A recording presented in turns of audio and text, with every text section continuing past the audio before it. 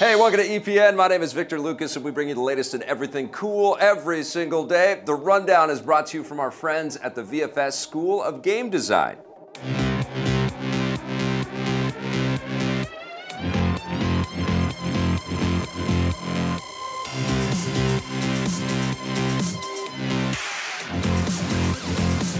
You guys rock, Vancouver Film School. Thank you for the support. Now, this rundown is dedicated to Link to the Past, who wrote God with about 7 A's. And he said, you guys are so good with about 8 O's. And he said, it's only a matter of time before our channel explodes. Thank you so much, Link to the Past. This rundown is all yours. Toronto residents have their first chance to get their kicks with a cool new indie movie this weekend. The Canadian comedy film Heel Kick will get its first Toronto screening this Saturday, May 13th at the Royal Cinema. Heel Kick is a mockumentary that focuses on a pair of backyard wrestlers who decide to go pro, but unfortunately for them, they suck. Former EP editor Cooper Bebeau produced and co-stars in the film along with his frequent collaborator Danny Mac, who wrote, co-directed, and plays the lead character. They wanted to explore the subculture of backyard wrestling and make a film that would appeal to wrestling fans as well as lovers of comedy.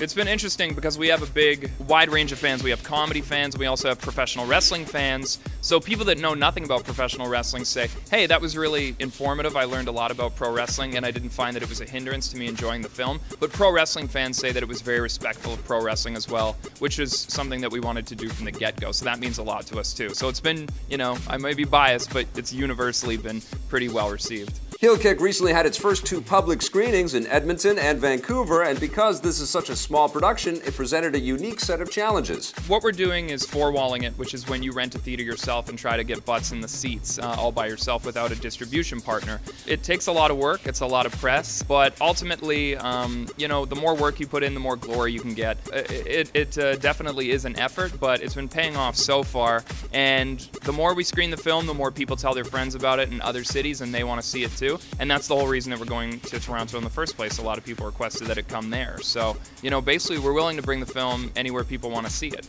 It is a lot of work, but we want to spread it around. We're proud of it. After the Toronto screening this Saturday, Heel Kick's next screening will be in San Francisco at the Clay Theater on June 2nd. If you're interested in checking it out or want to request a screening in your hometown, you can find tickets on the film's official website. We'll let you know when new screenings are announced. She used to sell better. Deadpool has conquered the big screen, and now he's set his sights on television. FX and Marvel have announced that they're working on a Deadpool animated TV series. Don't let the fact that this will be a cartoon fool you. Like the recent blockbuster film, the show is expected to be very violent with plenty of raunchy humor, which basically means that it will be FX and Marvel's answer to adult-oriented animated shows like the ones found on Adult Swim. The Deadpool animated show is being produced by actor and comedian Donald Glover, who's worked on other adult animated shows like Robot Chicken, Adventure Time, and Regular Show. Expect to see the animated Deadpool series slice up television screens next year. Fox is currently working on a sequel to the live-action Deadpool movie with Ryan Reynolds back in the lead role. That also arrives next year. Woo! Superhero landing! There's some very good news and some very sad news for fans of the Hellboy franchise. The good news is that Dark Horse Entertainment and Millennium Films have announced that they're working on an all-new Hellboy movie. The bad news is that the new film will be a clean reboot for the franchise with a new star and a new director. So filmmaker Guillermo del Toro and star Ron Perlman, who made the first 2 Hellboy movies, are not involved. The pair had been trying to make a 3rd entry in their big screen series, but that was caught in development hell, and now we can safely say that it will never see the light of day now that the reboot has been announced. So who's making the new Hellboy? British filmmaker Neil Marshall, who helmed The Descent and episodes of Westworld and Game of Thrones, is rumored to be in talks to helm the hellish new project, with Stranger Things star David Harbour attached to play the demonic hero. If you're disappointed that Guillermo del Toro and Ron Perlman won't be back, the good news is that Hellboy creator Mike Mignola, who co-wrote the first 2 films, will be back to co-write and produce the new movie. Expect to see it in the next few years.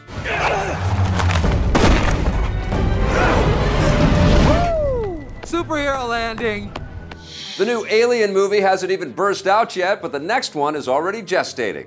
With Alien Covenant hitting theaters next week, director Ridley Scott says work is already well underway for a follow-up. Speaking with IGN, Scott says that they're writing a sequel to Covenant right now, and he hopes to be filming it in the next 14 months. That seems like an ambitious turnaround and would put the new film in theaters in about 2 or 3 years. If the sequel is already in development, it means that distributor 20th Century Fox is confident that Covenant will be a hit. The next film will presumably take place after the events of Covenant, bringing the timeline that much closer to the events of Scott's original Alien, which was released back in 1979. Ridley Scott recently revealed that another Alien project from District 9 director Neil Blomkamp has been canceled, so it looks like we'll have to be satisfied with his vision of the xenomorphic franchise for now. I'm going to see Alien Covenant tonight with my pal Johnny Millennium, so watch out for our review very soon. And it looks like we're going to have to wait a while before we see the next project from Mass Effect developer Bioware.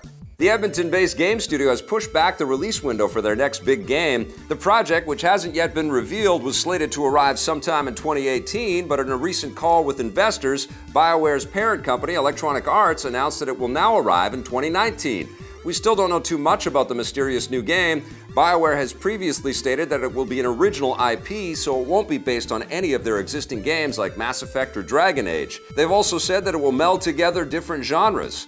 BioWare's recent Mass Effect Andromeda launched with a few big glitches and bugs, some of which are still being worked out, so hopefully the extra time will allow their next game to launch without any problems. Despite the issues with Andromeda, it's still a cool game, so we're very excited to see what BioWare has next. We'll have more on the mysterious new IP as new details come in.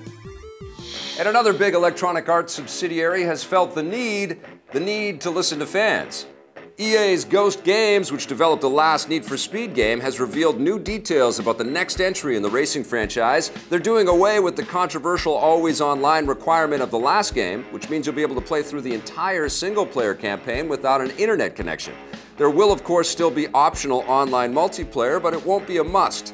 Most gamers hate always online requirements because they mean you can't play a game if your internet goes out, but publishers like them because it makes it easier to prevent piracy. Ghost Game says they've decided not to do it again with their next Need for Speed because of all the complaints they received last time, so it's good to know that they're listening to their fans. We still don't have a title for the new game, but more details will be revealed at E3 next month. The game itself is slated to hit the streets this holiday season. One of the coolest and most innovative games from the last console generation is about to find new life on the PC. Sega and developer Platinum Games have officially announced that their third-person action game Vanquish, first released on the PS3 and Xbox 360 back in 2010, is coming to the PC on May 25th. The port will look and sound a lot better, offering up to 4K visuals and an unlocked frame rate, which is good news for those of you with a powerful computer. The original Vanquish was a great game and received stellar reviews, but it wasn't a huge success and has become something of a cult classic. Re-releasing old games seems like a good way for players to rediscover them, and having them on the PC also allows them to be future-proof, so they won't be out of date with every console generation. Another classic Platinum Games title, Bayonetta, was re-released on the PC last month. That's it for our rundown. Remember, if you want to learn more about game design, visit our friends at VFS.edu. We'll be back tomorrow with a brand new episode. And in the meantime, click around on the other content that we've created for you. And if you dig it, hit subscribe, okay?